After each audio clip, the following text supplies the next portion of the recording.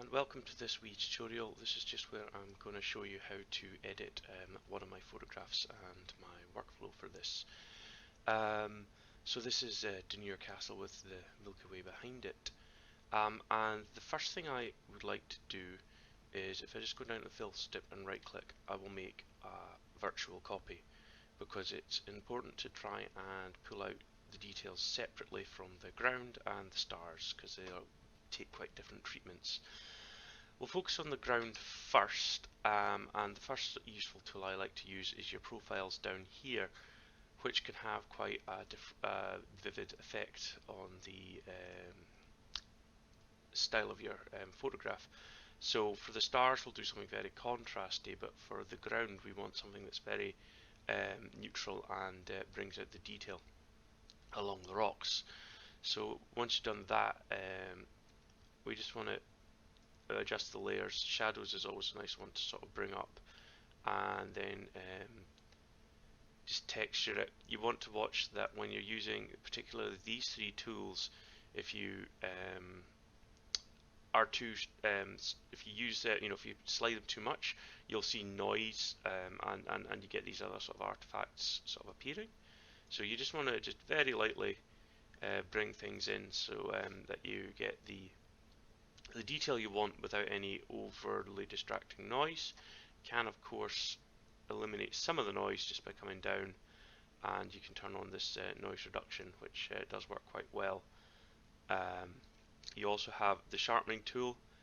The radius for the sharpening tool is very useful, where you can hold down the Alt key, and then when you hit the radius, you see you get this mask. It actually shows you what it's sharpening, so you can sort of set it to best suit your picture. So you can actually create quite a sharp image by using that mask tool, where you don't get artifacts. So we've just come and we've done the sort of general adjustments to this, and the next thing is we can use the brush tool.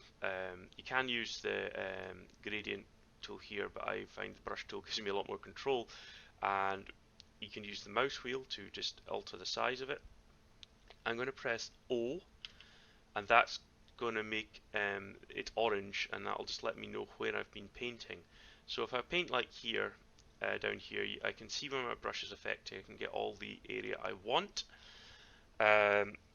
What I can then do is, so you can see right in the center of the brush there's a plus sign. If I hold down Alt, it changes to a minus sign, and I can take away some areas if I want to, if I've made a mistake or a bit of overspill.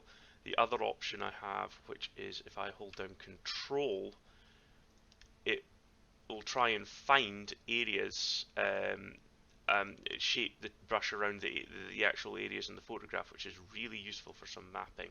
I don't actually want to paint the castle. I was just showing here, the option of how it was done. I just want to get the sea here. So again, I'm just holding down Alt and Control here, just to try and get as much of the sea as I can, but none of the horizon. I don't think I want that rock, because it's quite bright.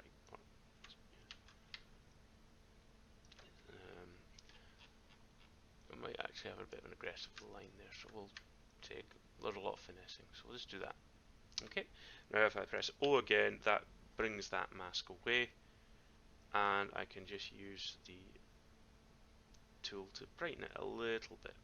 There we go, something like that. I can also use noise tools here, just to, when you brighten something, it's more likely to become noisy. I can press the new. Sometimes when you've got a brush, you want to work multiple layers over it, so you can use the new rather than the edit. And of course I can go to edit if I wanted to, or you just click the pin here and it'll bring it up the old brushwork. But I'll just go for new, and I just want to, so again I'll press O so you can see what I'm doing. I'm going to hold down Control for my masking, and I'm just going to try and pull out these rocks, because I think they're sort of black rocks and I don't want them to be all kind of bright like the sea. So I've got something vaguely like that. Press O. So just turning off the mask and just darkening down the rock here. So I'm happy with the ground the way it is. So now I'm going to go to my original here. So remember, we made a copy of this image, and this is going to be working on the stars. So most of the work I want to do in the stars will be in Photoshop, not Lightroom. So again, I will just have a look, and I want one of the more contrasty color profiles. Have a look and change these and decide which ones that you prefer yourselves. But I think for this one I'm going to go with the landscape option because it brings out the detail of the Milky Way here. Again, I'm not just expecting to use a huge amount. You see, anything we're doing here is kind of a very coarse adjustment. So I say we're looking to usually do it in Photoshop, but again, I'm just seeing what options are. It is a lot of just organic because a lot of photographs you'll find will behave differently. So there's no sort of right or wrong answer. So noise reduction is not going to do any harm at all. So yeah, so if we go off into Photoshop. So here we are in Photoshop. The other thing I'm going to do is just select the image that we had selected to do the ground on it. So that is here. So we just go edit in Photoshop, and that should bring them both through.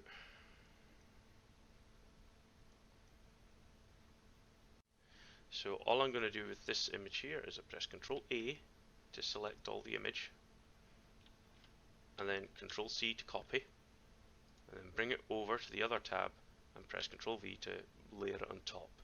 I'm not going to work with that one just yet, but it's just there to have.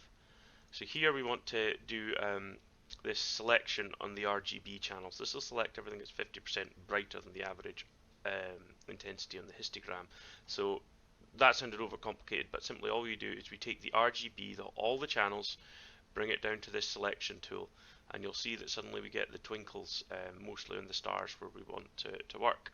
So we go over and select the curves tool here, and what we're going to do is we're just wanting to increase the contrast.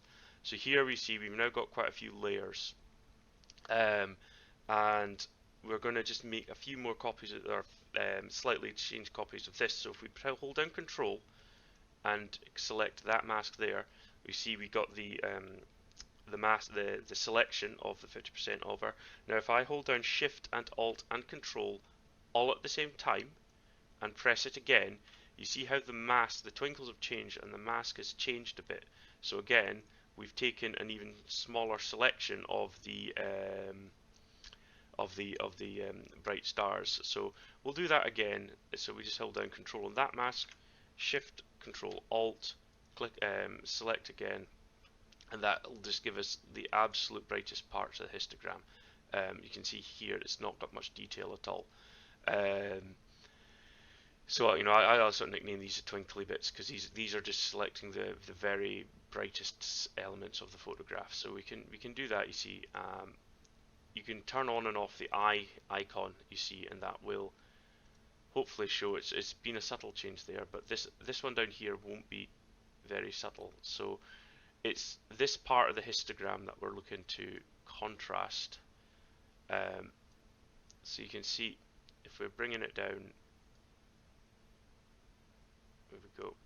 We can just change the curves. I mean, if you change here, you will get wild results. So again, don't feel you have to go wild with this, but it's just bringing some of the details out of the Milky Way and making the contrast more visible to see. This layer is doing most of the work. If we go here, you can see we can make it a wee bit brighter still. I'm just, for the sake of this, I'm going to make this quite noticeable, I think, just so it's more obvious through in the video what the changes are. But we can turn on and off the layers, you see. So there we had this sort of milky haze.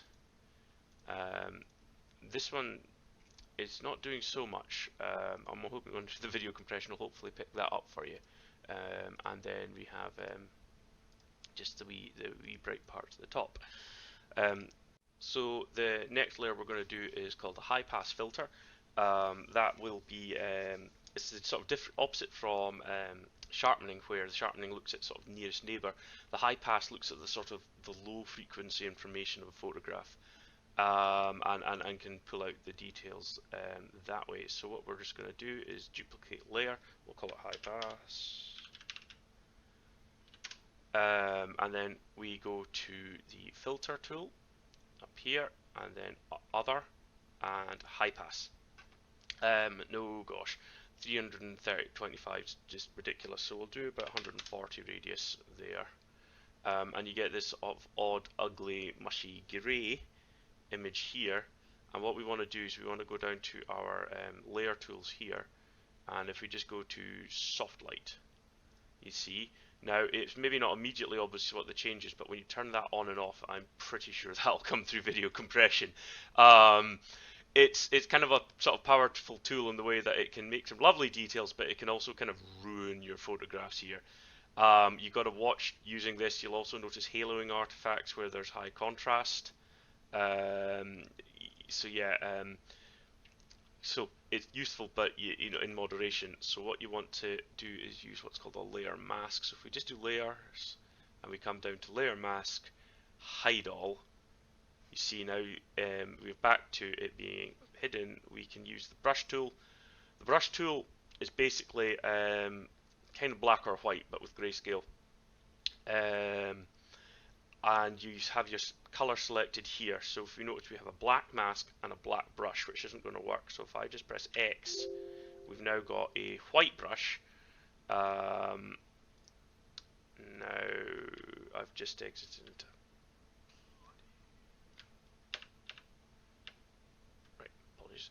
right.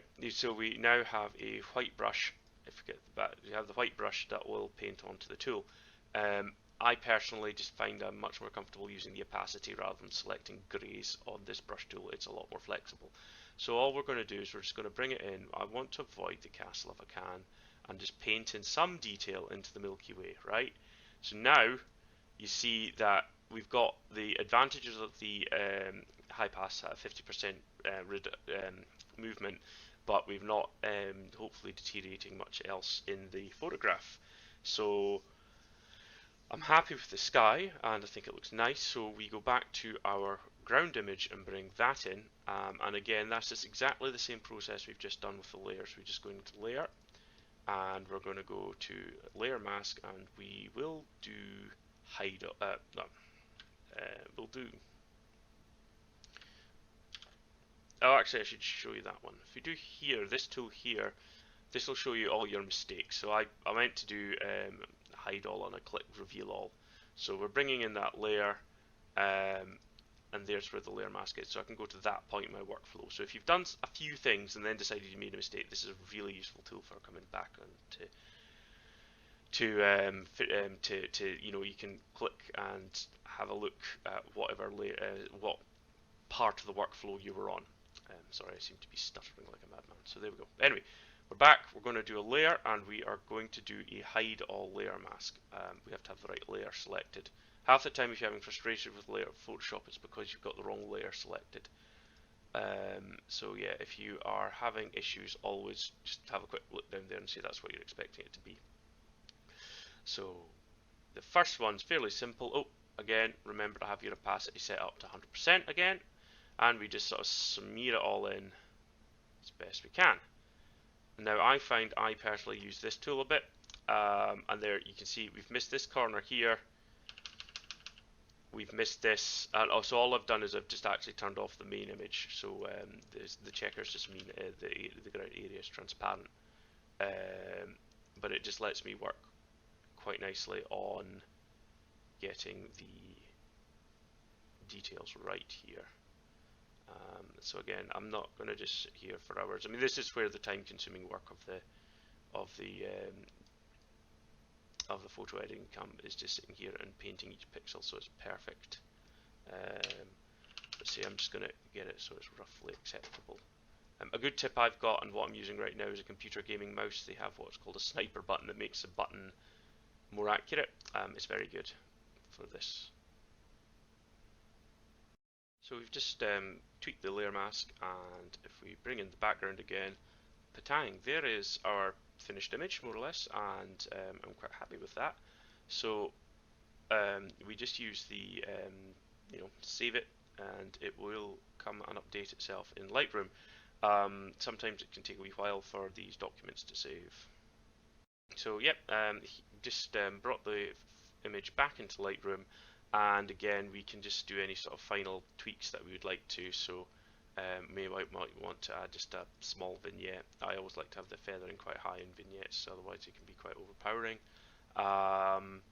And yeah, I mean, you can sort of just add a wee bit of contrast and do other little finishing details you want to finish off the photograph. I'm kind of happy with the way it is, if I'm honest, but I'm just sort of there's quite a lot of the times I would come back with the photo and just use Lightroom just to make it exactly the way I want it.